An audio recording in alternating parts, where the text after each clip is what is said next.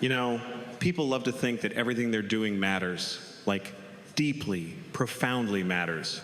We wake up every morning, rush into our routines, and carry this invisible sense that we're part of some big cosmic plan, that if we don't send that email, if we don't meet that deadline, if we don't post that story, the world might somehow fall apart. It's ridiculous when you really think about it. The truth is, most of what we do, most of what we worry about, isn't important at all. It just feels important because we've been told it is since we were kids. We were trained to care, to stress, to compete, to build a story around ourselves. And that story, that fragile illusion of importance, is what keeps us running like hamsters on a wheel. From the moment we can walk, we're told to aim high, to achieve something, to make our parents proud, to make something of ourselves. Nobody ever stops to say, hey, maybe it's okay if you don't. Because what does making something of yourself even mean? Who's measuring that? There's no cosmic scoreboard. No one's sitting up there marking points for promotions, relationships, or new cars. It's all in our heads. We build this little world where we're the main character, and we take it so seriously that we forget this world is one out of billions, and you're one of 8 billion people on a planet spinning through a galaxy that's one of trillions. You blink, and you're gone. And yet, we act like missing a meeting is a tragedy. It's like we live in this shared delusion where we convince each other that the smallest things are huge. Someone cuts you off in traffic, and suddenly it's an emotional crisis. Someone doesn't text back, and your brain starts writing novels about rejection and worthlessness. But that person was probably just watching a video or fell asleep. Nothing personal, nothing cosmic, just nothing. But we can't handle that. We can't handle the idea that maybe our story doesn't carry the weight we wish it did. So we fill it with drama. We inflate every inconvenience into a plot twist to make our lives feel significant. It's not evil, it's human, but it's also kind of hilarious. We carry this pressure to matter like it's a full-time job. Every choice feels like it needs to define us. What school you went to, what career you chose, what you wear, who you date, as if these things are bricks in some grand monument to your legacy. But guess what? Nobody's building a statue of you. Nobody's gonna name a planet after you. The world's not gonna pause when you're gone. People will scroll past your memory like they scroll past a news headline they don't have time to read. And that sounds dark, but it's actually freeing when you think about it. Because if nothing you do really matters that much, then you don't have to be so scared of messing up. It's like being in a play where you suddenly realize the audience left halfway through. You can finally stop trying to perform. You can just live, be weird, make mistakes, enjoy the silence. When you stop chasing importance, you start feeling something much better, peace. Because caring too much about being someone is exhausting. You're constantly comparing, competing, proving. And for what? Nobody's keeping score. Nobody cares as much as you think they do. People are too busy worrying about their own lives to think about yours. The irony is, everyone's trapped in the same illusion, thinking they're being watched, judged, or measured. But everyone's just looking at their own reflection. You ever think about how absurd it is that people worry about what others think when most people don't even know what they themselves think? We build our whole existence around impressions, chasing the approval of people who are also faking their importance. It's this big social dance of pretending to have it together, pretending to care about things that don't matter just to fit in. We wear our jobs, our possessions, our achievements like armor, because without them, we'd have to face how small we really are. But small isn't bad. Small is honest. Small is real. It means we don't have to carry the weight of the world, just our own tiny corner of it. And maybe that's the joke of it all. We're these fragile, temporary creatures trying to give our lives meaning on a rock flying through infinite space. We create goals, missions, and identities just to distract ourselves from the fact that none of it's permanent. We get worked up about careers, relationships, and opinions that won't even be remembered a few generations from now. We fight to be noticed in a universe that doesn't even know we're here. And yet, we keep going. We keep building, loving, laughing, crying. Because even when nothing matters in the grand sense, it still feels like it does in the small, personal one. Maybe that's the balance, understanding that on the cosmic scale, nothing matters, but on the human scale, everything does, for as long as it lasts. The illusion of importance is what keeps us functioning. If everyone woke up tomorrow and realized none of this really mattered, society might just stop. No more meetings, no more deadlines, no more pretending, just silence and confusion. So maybe we need the illusion. Maybe it's our survival instinct, our way of making sense of the chaos. But it's still an illusion, and knowing that changes everything. Because once you see the game, you stop playing it with panic. You can still participate, but you don't take it so seriously. You can go to work, chase dreams, fall in love, and still laugh at how temporary it all is. You can care just enough to enjoy it, but not so much that it destroys you. People think realizing nothing matters means giving up, but it's the opposite. It's letting go of unnecessary pressure. It's understanding that you don't have to prove yourself to anyone or live up to a story that was written by society. You can write your own, and it can be short, messy, funny, imperfect. Because when you stop chasing importance, you start finding authenticity. You stop being the person you think you should be and start being the person you actually are.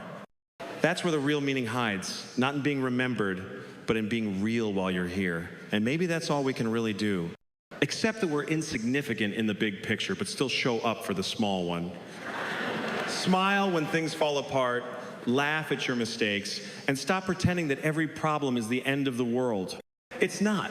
The world doesn't even know you have problems. So breathe, relax, and maybe even enjoy being a tiny, forgettable part of something much bigger than you'll ever understand. Because once you see that nothing really matters, you finally understand the only thing that ever did. You know what's strange? The moment you realize that nothing really matters, life stops being this heavy, anxious mess. It's like you've been holding your breath your entire life without knowing it, and suddenly you exhale. You look around, and everything still looks the same people, the same noise, the same problems, but now it all feels lighter. Because once you stop believing everything is supposed to mean something, you stop being afraid of losing it. That's when you actually start living. Not performing, not pretending, not chasing, just living. There's this weird kind of freedom that comes from meaninglessness.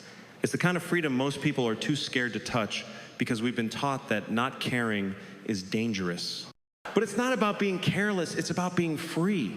You stop letting fear dictate every move you make. You stop calculating how every choice will affect your future reputation or your image or your place in some invisible social hierarchy that nobody really understands. You just start existing in the moment like a human being, not a project.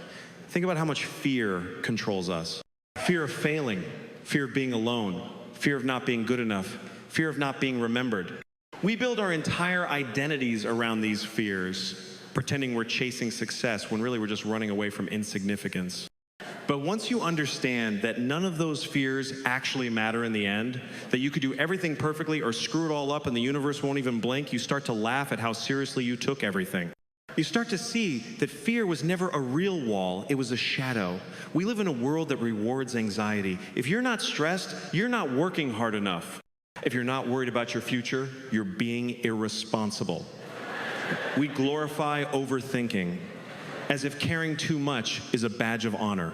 But the truth is, caring too much drains the life out of living. You start existing in your head instead of in the moment. You plan, you stress, you overanalyze, and you miss the only thing that's actually happening now. When you finally realize nothing really matters, that pressure dissolves. You start making decisions because they feel right, not because they fit a story you're supposed to be living. And the irony is, once you stop trying to control everything, life gets better. When you stop forcing outcomes, things start to flow. You take risks, you try things, you stop waiting for permission to live. You start laughing when things fall apart instead of panicking, because you know it's all temporary anyway. That's not nihilism, that's acceptance, that's peace. We spend so much time trying to build an identity that we forget we were born free. We didn't come into this world worrying about meaning. We were just curious. Then someone told us we had to matter. We had to do something with our lives, make an impact, be remembered. But why? Who decided that being remembered is the goal? The universe doesn't care about legacies. It doesn't hand out trophies for existence. The stars aren't sitting around discussing which human did the best job of being human. Yet, we let that idea control everything we do. We get jobs we don't like, chase people we don't love, and buy things we don't need, all because we're afraid of being seen as meaningless. But the beautiful twist is this: when you embrace meaninglessness, you stop needing validation. You stop trying to prove your worth. You start doing things just because they make you feel alive. You laugh because something's funny, not because it's appropriate. You take a walk without tracking your steps. You create, love, and explore for no reason other than that you can. That's the freedom we've been avoiding. Because deep down, freedom scares us. If nothing matters, then we have no excuses left. No someday, no when I'm ready, no after I achieve this. It's all now. The fear of meaninglessness is what keeps people trapped. We hold on to systems, beliefs, and routines because they make us feel like there's a structure to the madness. But the moment you see through it, when you really understand that it's all made up, something magical happens. You stop trying to win at a game that doesn't exist. You stop comparing your chapter 3 to someone else's chapter 20. You realize there's no race, no finish line, no cosmic award for best human. You're free to just be without expectations. And people might think that's depressing, but it's not. It's funny. It's relief. Because if nothing really matters, then you can forgive yourself for not being perfect. You can stop carrying guilt for every mistake. You can stop beating yourself up for things that didn't go as planned. There's no scoreboard, no referee, no audience judging your life choices. It's all in your head. So let it go. All that pressure, all that need to prove something, it's a story someone else wrote. You don't have to keep reading it. Freedom in meaninglessness isn't about apathy. It's about clarity. It's about finally seeing that the things you thought were heavy are actually weightless. That you don't need to fix everything, you just need to experience it. You don't need to be someone special. Being alive is already absurdly special. Think about it. You, right now, a conscious being on a spinning rock, surrounded by nothingness, somehow worrying about what other people think of your haircut. That's comedy and tragedy rolled into one, but mostly comedy. When you realize that, fear starts to shrink. You stop caring so much about rejection, failure, embarrassment. You start saying what you mean, doing what you want, taking chances that the old fearful version of you would never take. You live lighter. And strangely enough, when you stop trying to force life to have meaning, it starts giving you real moments of it, not the fake kind that comes from validation, but the real kind that sneaks up on you when you're not trying. Like sitting with someone you love and realizing in a quiet second that this small, fleeting connection is everything. Or laughing at something stupid until your stomach hurts. Or watching the sunrise after a night that didn't go how you expected and feeling okay anyway. That's the kind of meaning that appears when you stop searching for it. When you stop holding life hostage to your expectations, it starts to show you its small, unpredictable beauty. The freedom and meaninglessness is not about giving up. It's about giving in to what is, not what should be. It's about embracing the absurdity and dancing with it instead of fighting it. Life isn't supposed to make sense, it's supposed to be lived. The moment you stop needing it to add up, it finally starts feeling right. You can breathe, you can laugh, you can let go. Because once you stop pretending that everything matters, you finally have space to care about the few things that actually do. It's funny how the world convinces us that everything is important. From the moment you open your eyes, there's a system already waiting for you, whispering, this matters, you have to care about this. It starts small grades, toys, approval. Then it grows money, success, image, followers. It's like the whole world runs on this invisible trick, a lifelong con that makes you believe you're failing if you don't constantly chase something. Society builds this machine, and you're the fuel. You feed it with your time, your attention, your sanity, and you never question it. Because everyone else is doing the same thing, and that's the trick. If enough people are fooled, it starts to look normal. When you were a kid, you didn't care about status. You didn't care about being productive or efficient. You just existed. You'd stare at clouds for hours and think they were ships. You'd get lost in nothing. That's what freedom looked like. But slowly, they train that out of you. They tell you to grow up, to take life seriously, to be someone. And being someone always means being someone else's idea of valuable.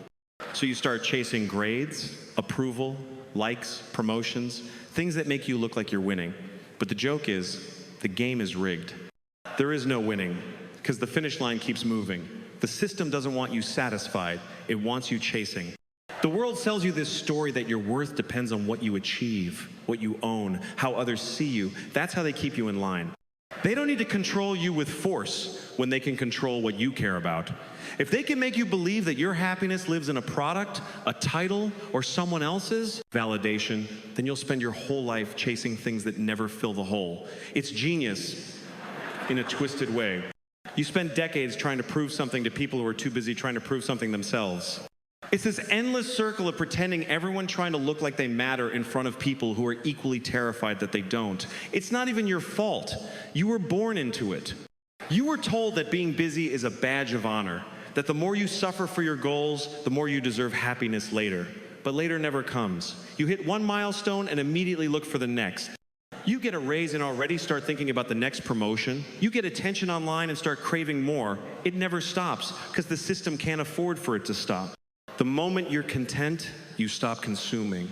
The moment you realize you're enough, they lose control over you. They trick you into believing that being ordinary is failure, that being content is laziness, that rest is weakness. And you buy it because everyone around you is running the same race. You can't see how absurd it is until you stop for a second and watch.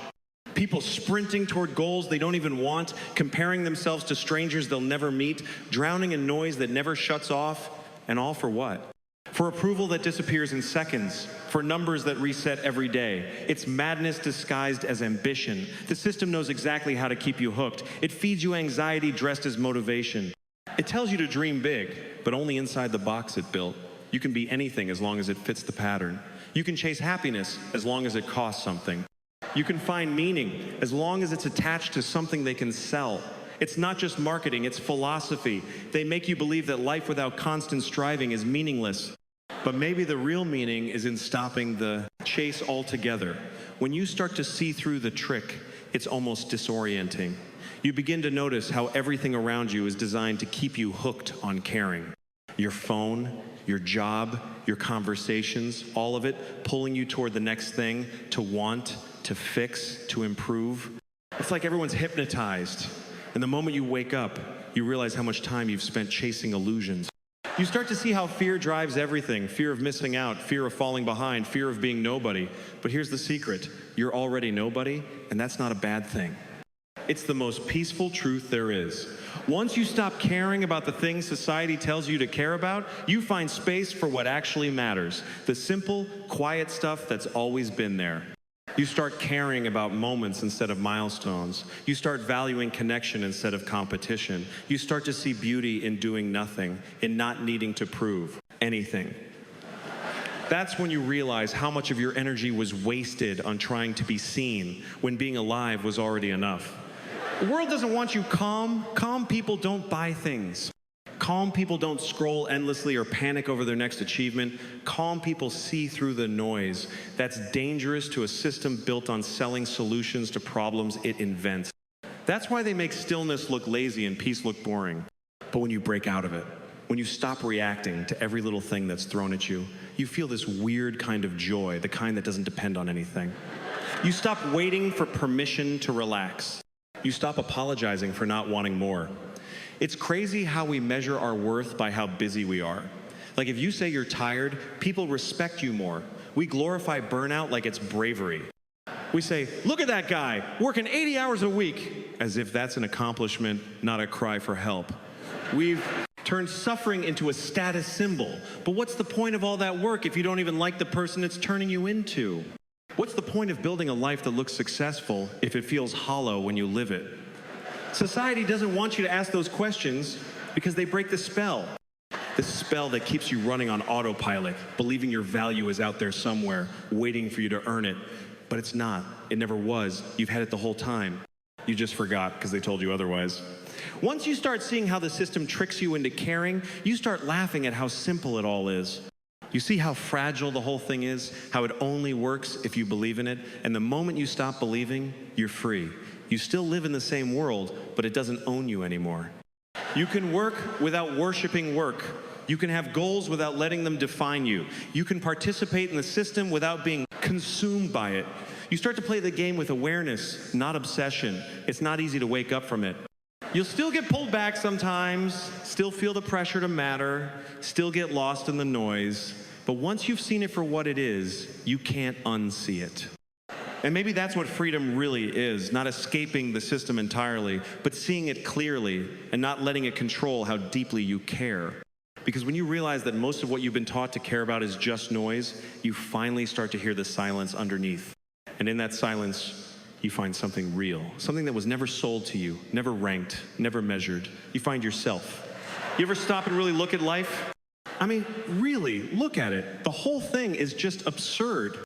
The fact that we're on this giant spinning rock, flying through space at thousands of miles per hour, surrounded by billions of other rocks, and we wake up in the morning worried about emails. That's hilarious. We're sitting here panicking over unpaid bills, awkward texts, and whether someone liked our post, while galaxies are being born and dying somewhere out there. If that's not the definition of comedy, I don't know what is. The universe doesn't care, and that's not tragic, it's funny. It's the kind of humor that's so big, you can either cry about it or laugh. The idea that we built an entire civilization around deadlines and diets, taxes and traffic lights, and all of it exists on this tiny blue dot floating in endless nothing, it's absurdly beautiful. We think everything we do carries so much weight, but in the grand picture, it's like arguing about who gets the window seat on a paper airplane that's on fire. That's us. That's the human condition. And maybe the only sane reaction to it is laughter. Life has always been chaos. We just keep pretending we can organize it. We build rules, routines, systems, all these structures to make us feel like we have control, but we don't. Every plan we make is just a guess. Every sense of order is temporary. You plan your day, and then your car breaks down. You save for the future, and something unexpected wipes it out. You try to keep people, and they change or leave or fade away. There's no stability, not really. And yet, instead of accepting that, we stress about it like it's our fault. Like chaos is something we can fix if we just try hard enough. But maybe the trick isn't to fix it, maybe it's to laugh at how ridiculous the whole thing is. We spend so much time trying to make sense of things that don't make sense. We look for patterns, meanings, cosmic reasons for everything. Why did this happen to me? Why now? What does it mean? It doesn't mean anything. Sometimes bad things just happen because the world is random and unpredictable. Sometimes good things happen for no reason too. But our brains can't handle that, so we wrap it all in stories to make it feel logical. We need the narrative, the illusion of order, to stop ourselves from feeling helpless. But once you drop the need to make everything make sense, life actually gets lighter. You stop asking why and start saying, of course. Of course this happened. Of course it went wrong. Of course I tripped in front of everyone. That's life. It's not personal. It's just the show. And that's where the humor comes in. When you can laugh at the chaos, you take its power away. The universe is unpredictable. Always has been, always will be. You can fight it, or you can laugh with it. When things fall apart, most people panic, like the world owes them structure. But nothing's broken. It was never supposed to be perfect. It's just shifting, like it always does. You can either suffer through every change, or you can sit back and find the joke in it. Because there's always a joke hiding somewhere in the mess. Look at human behavior. We take ourselves so seriously. We build entire systems of belief, spend lifetimes chasing validation, and get angry when the universe doesn't play along. It's like yelling at the ocean because it made you wet. You can't control it. You can only choose how you experience it. When you start laughing at it, it becomes bearable. When you start seeing how absurd it all is, you stop fighting it so much. You stop trying to make every situation fit into your idea of fairness or logic. Life isn't fair. It's not even trying to be. But it's funny.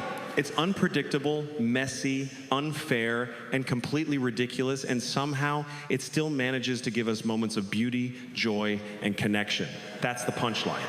The chaos is the point.